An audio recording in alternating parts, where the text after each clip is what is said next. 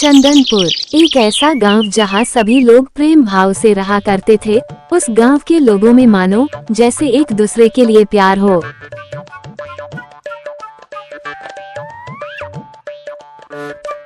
उसी गांव में कालू नाम का एक गरीब किसान अपनी पत्नी सीता और बेटे सोनू के साथ रहता था। उसका घर मिट्टी से बना एक छोटा सा झोपड़ा था, जिसके छप्पर से अक्सर पानी टपकता रहता। कालू का जीवन संघर्षों से भरा था। उसके पास कुल 1 बीघा जमीन थी, जिसमें वह गेहूं, चना या कभी कभी धान बोता था।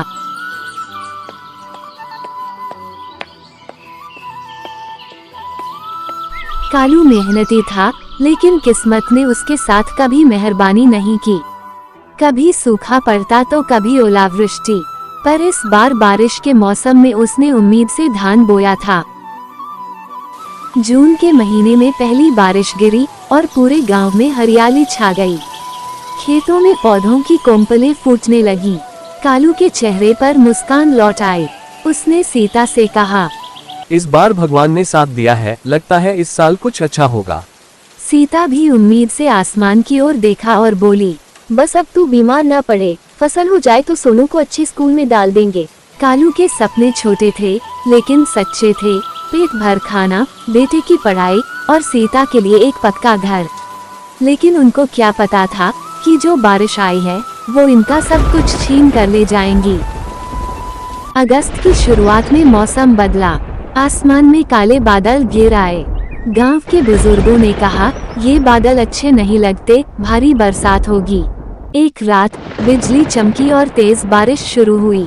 पहले तो सबने राहत की सांस ली, पर बारिश थमती ही नहीं थी। दिन रात पानी बरसता रहा। नालियां उफान पर आ गईं, खेतों में पानी भरने लगा। कालू अपने खेत देखने गया तो देखा चारों तरफ पानी ही पानी। पौधे आधे डूबे थे। वो परेशान होकर वहीं कीचड़ में बैठ गया।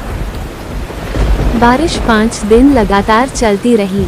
गांव के कच्चे रास्ते बह गए। खेतों में धान की फसल सड़ चुकी थी।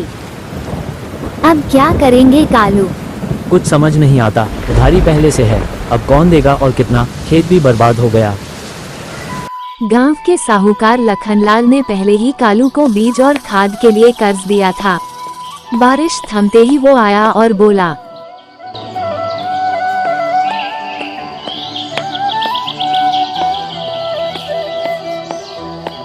कालू, कर्जा वापस कर, नहीं तो खेत लिखवा लेता हूँ। पर मालिक, फसल ही डूब गई।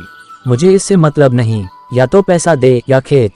कालू की आंखों में आंसू आ गए। ये खेत उसके पिता की निशानी ही नहीं, उसका जीवन था।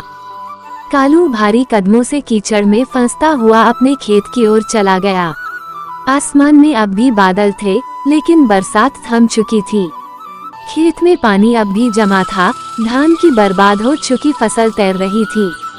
सूखी मिट्टी का वो सुनहरा सपना अब गीली कब्र बन चुका था।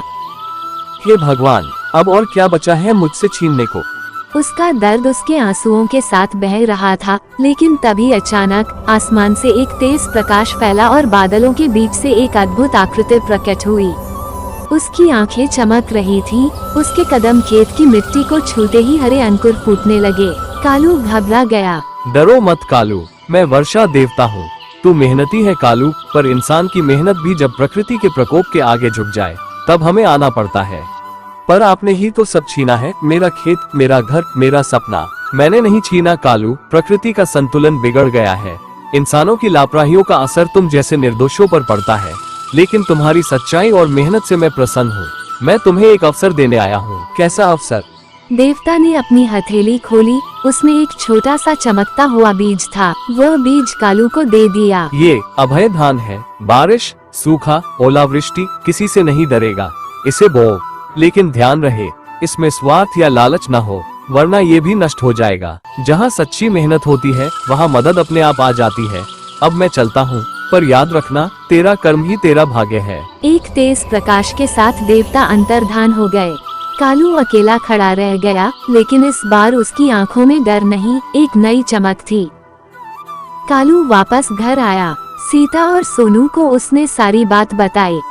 अगले दिन से कालू ने खेत में काम करना शुरू किया।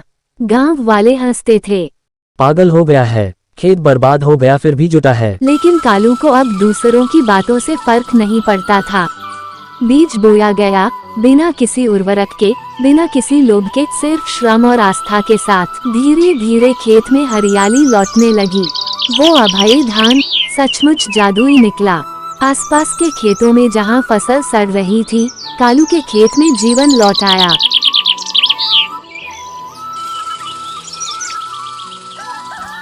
अक्टूबर का महीना आया। कालू के खेत में लहलहाती फसल खड़ी थी। पूरे गांव को आश्चर्य हो रहा था। साहूकार लखनलाल खुद खेत देखने आया और बोला, ये कैसे हो गया कालू? मेहनत और ऊपर वाले की कृपा से।